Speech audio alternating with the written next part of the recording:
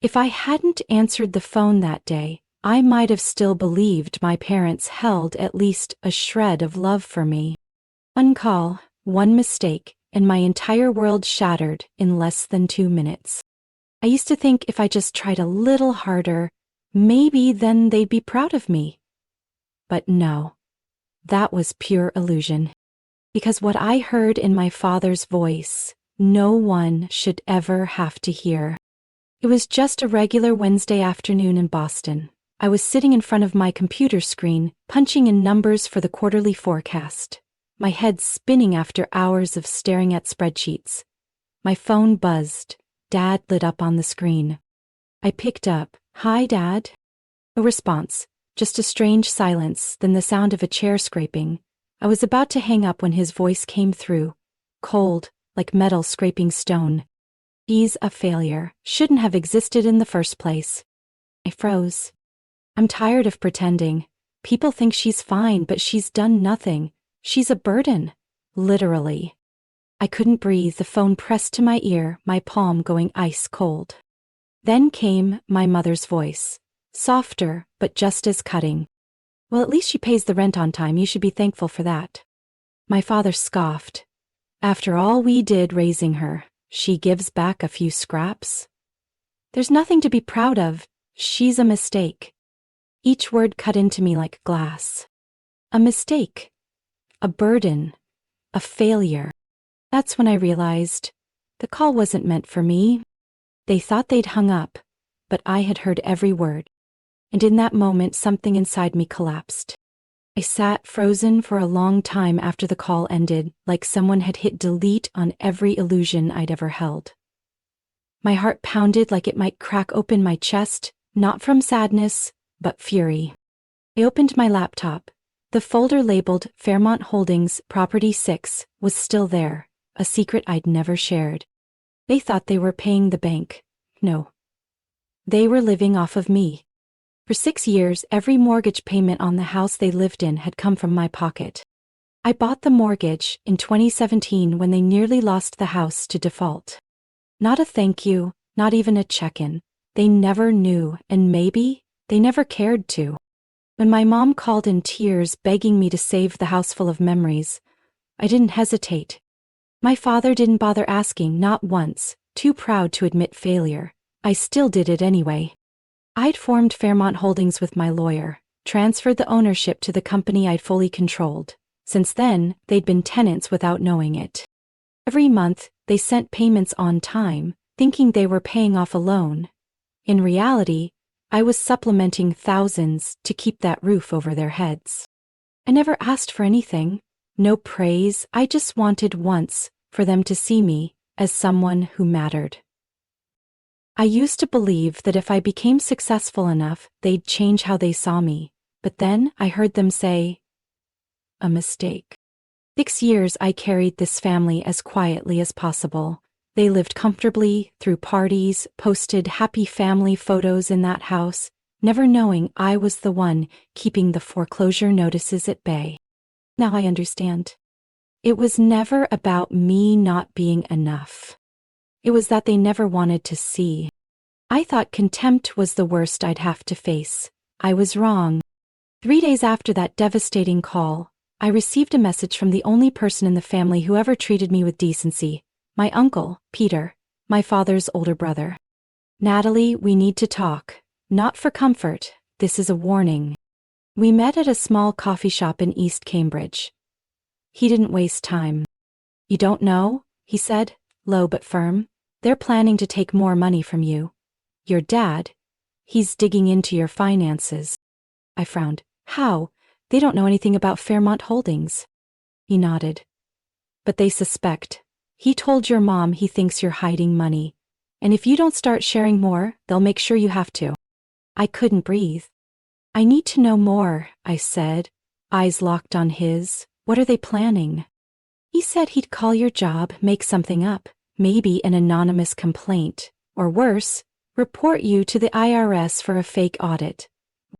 I gripped my coffee cup, my fingers trembled, cold drops trickled down my wrist. "He believes if he scares you enough, you'll cave."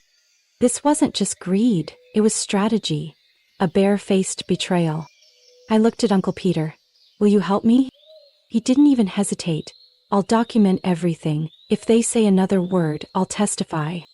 That night, I didn't sleep, I didn't cry, I just stared at my laptop, and for the first time in years, I saw things clearly. They didn't see me as a daughter. They saw me as a walking, and this ATM was about to shut down, permanently. The next morning, I put on my coat, tied my hair back, and headed straight to my lawyer's office. No warning, no appointment. I need to know, I said, sitting across from Cliff, legal advisor to Fairmont Holdings. If they miss this month's payment, what can I do immediately? Cliff looked up, eyes steady and sharp. The buyout clause is still active. If they're even 1 day late, you can reclaim the property in full, no negotiation. I nodded, voice low. And if they refuse to leave?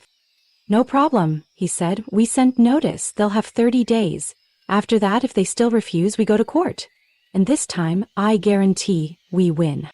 A frightening calm washed over me. I didn't want a war, but if they were set on destroying me, then I'd be the one to end it. I pulled out my phone and texted Kyle, the guy who monitored their mortgage account.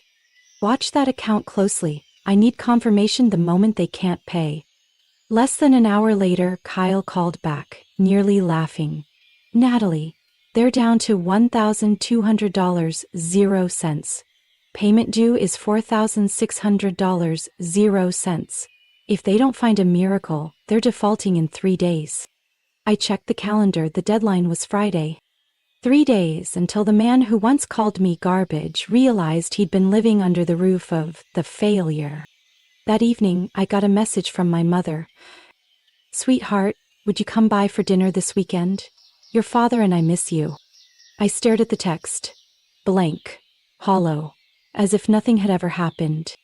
I typed back, each word slicing through the illusion like a scalpel. Of course, Mom, I'll be there.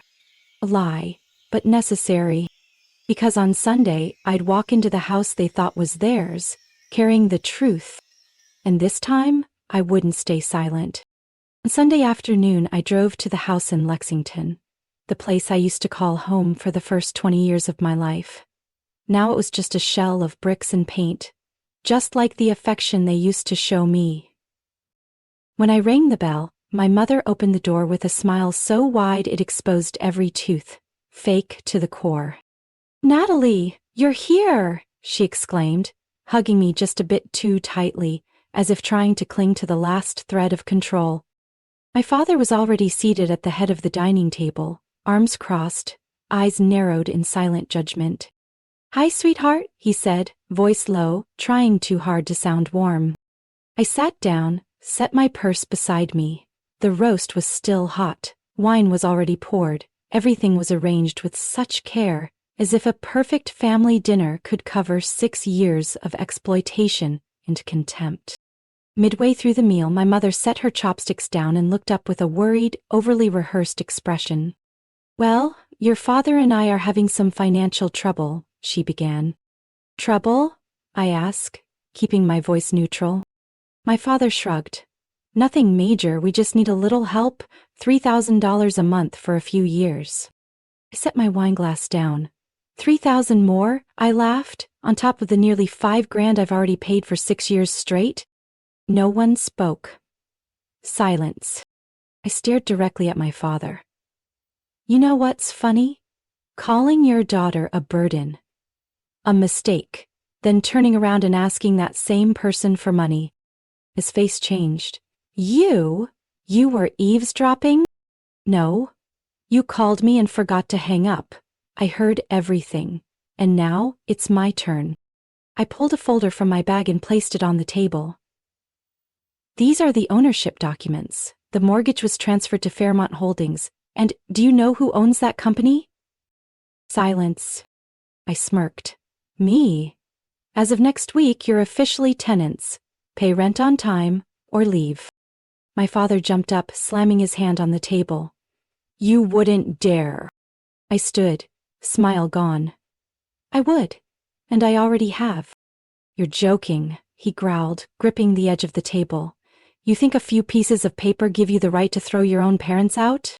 I didn't blink. Not a few pieces of paper, legally binding contracts. And I'd waited 6 years to present them. My mother's voice trembled. Natalie, you can't do this. We're family.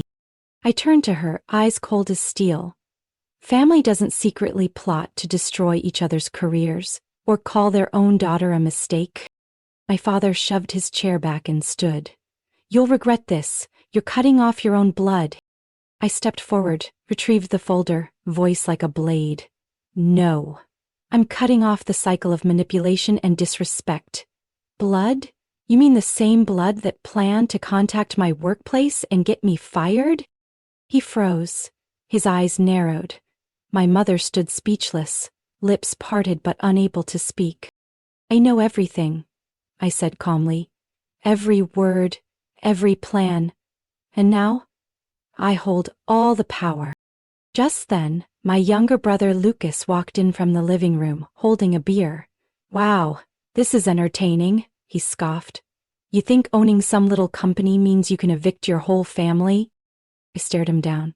Lucas, you've never paid a single cent to keep this house standing.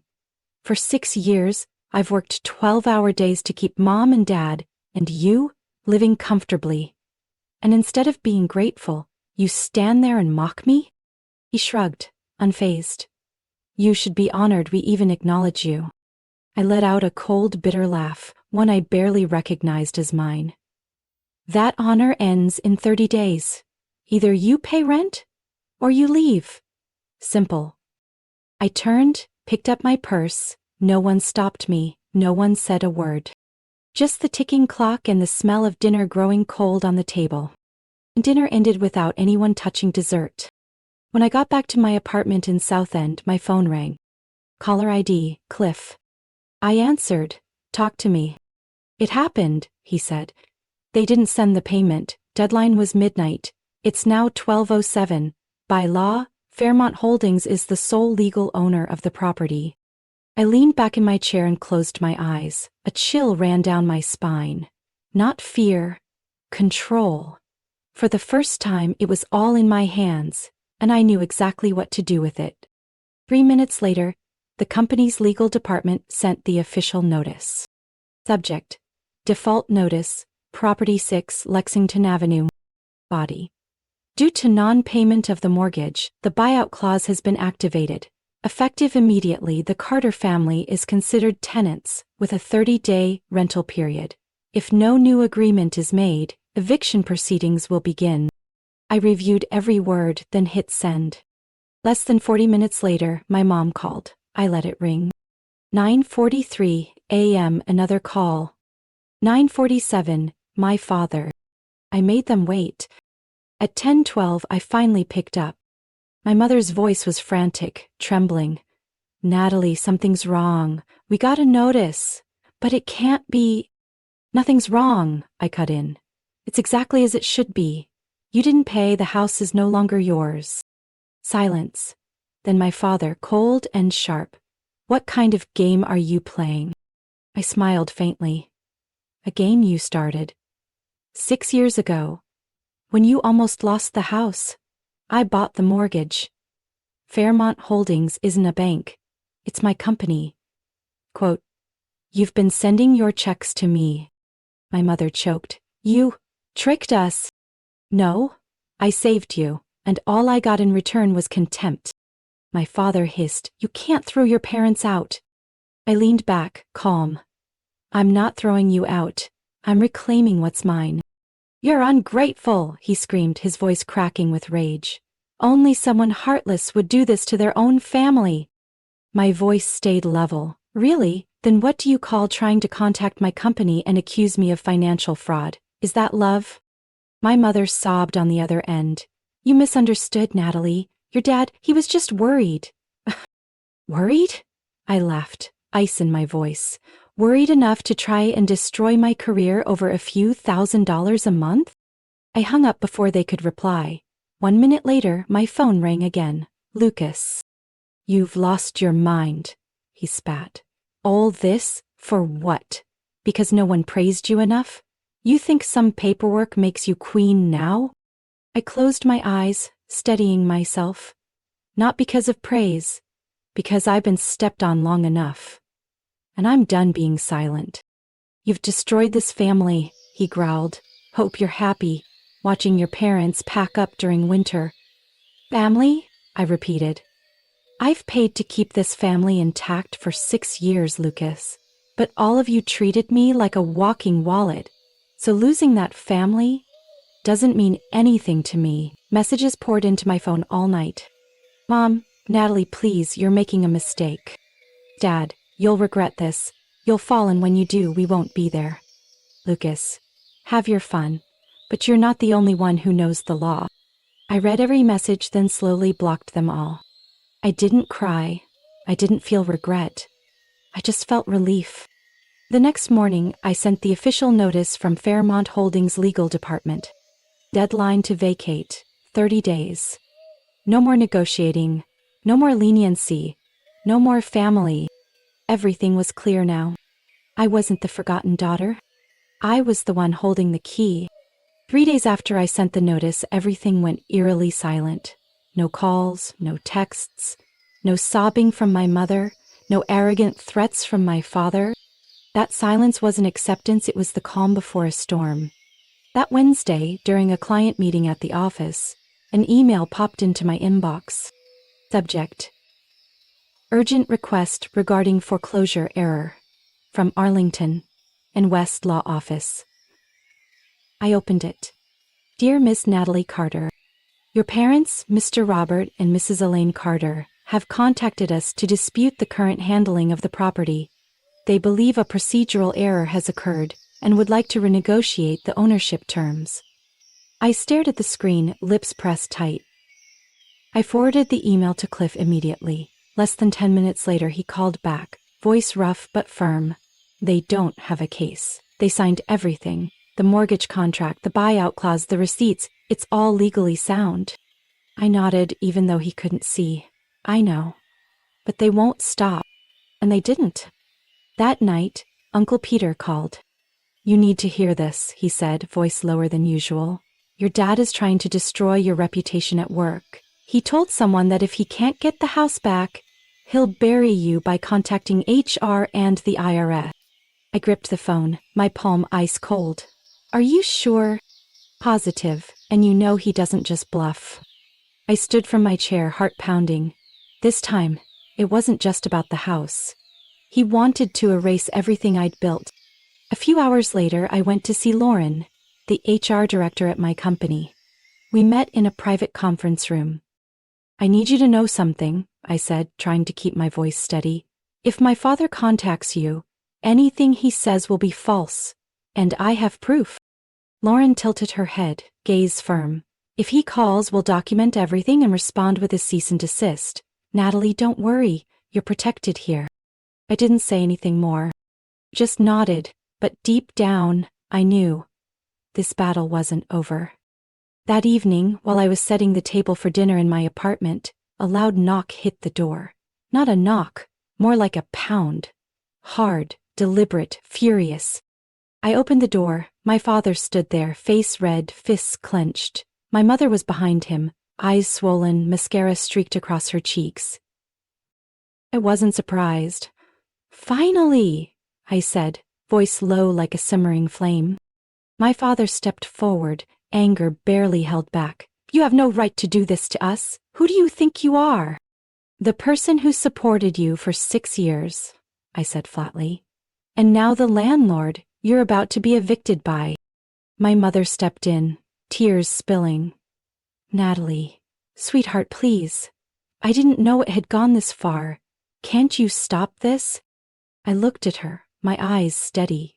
When I heard him call me a burden and a mistake, you were sitting right there, and you said nothing. My father growled, we're blood. Blood doesn't throw blood out of their home. I smirked. Blood doesn't scheme to destroy their daughter's career, or call lawyers to reclaim property that's not theirs.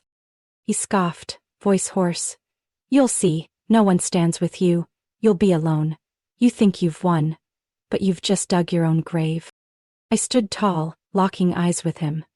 If the choice is between loneliness and being crushed under contempt, I choose loneliness. My mother moved closer, voice shaking. Just withdraw the eviction, just give us one more chance.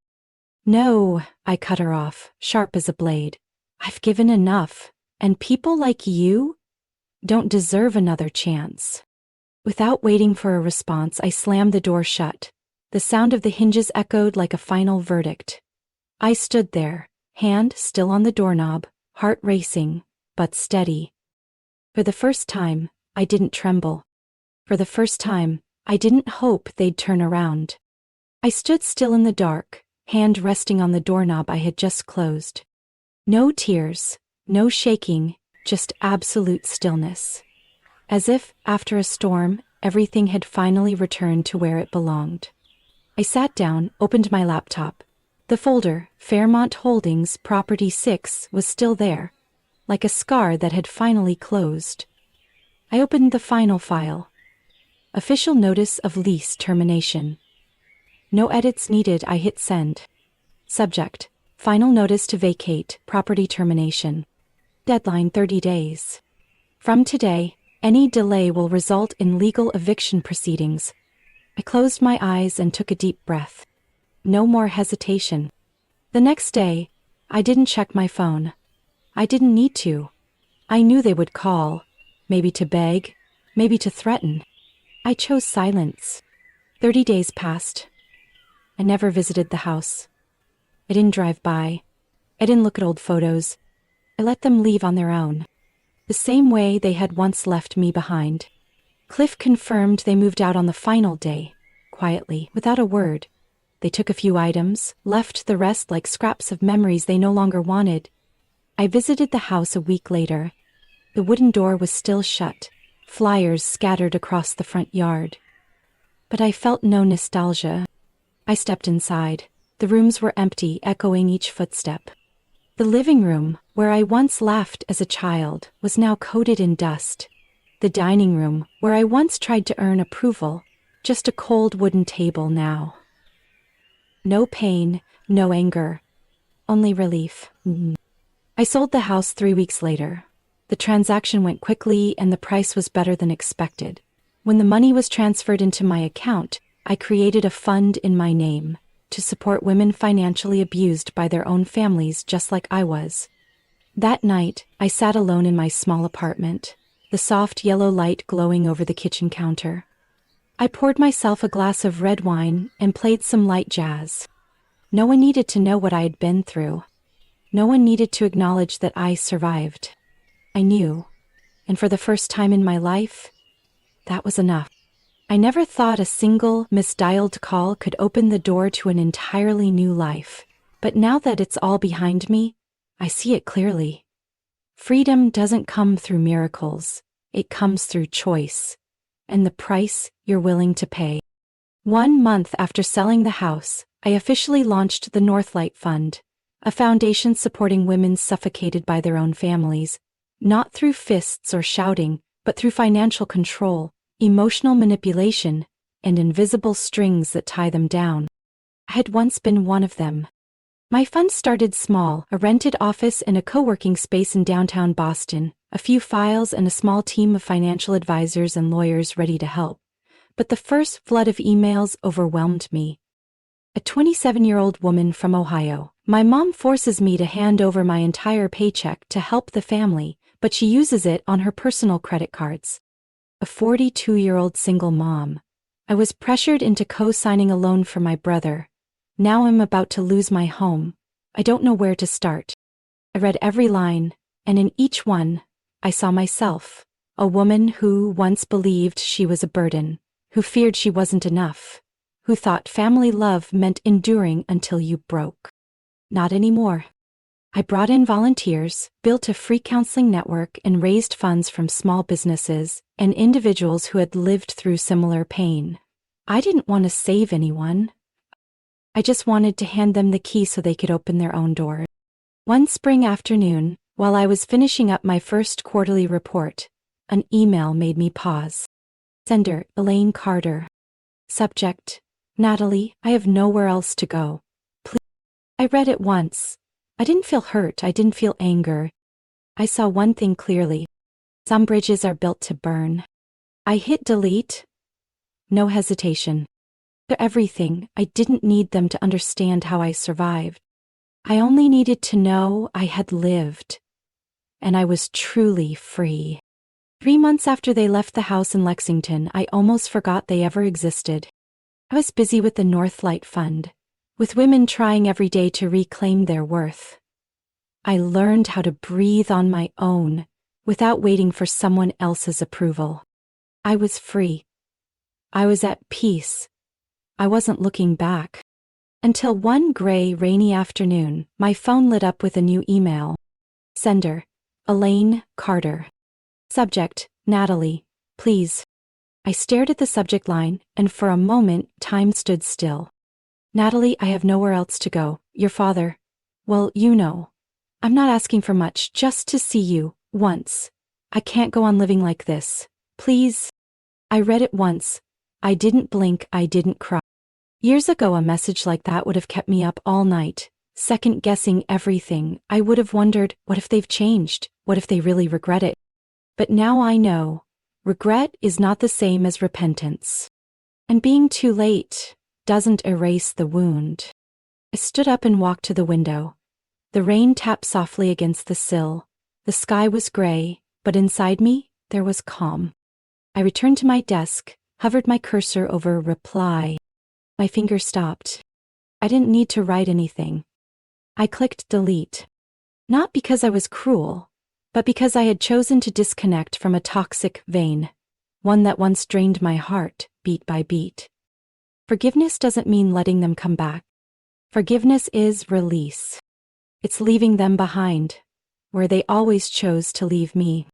That night, I lit a small candle in my living room. Not to mourn my parents, but to honor the version of me who once begged for scraps of affection like she was asking for spare change. The flame flickered gently, not bright, not wheat, just steady like me, after everything. Natalie's story isn't just about cutting ties with a toxic relationship. It's a powerful reminder that family isn't always a safe place. Sometimes, to protect yourself, you have to close the door you once called home. Forgiveness doesn't mean returning. It's the bold act of freeing yourself from emotional chains. Natalie didn't seek justice through revenge. She claimed it through silence, resolve, and ultimately, true freedom. What do you think about Natalie's choice? Was she too harsh or simply protecting herself? Share your thoughts below.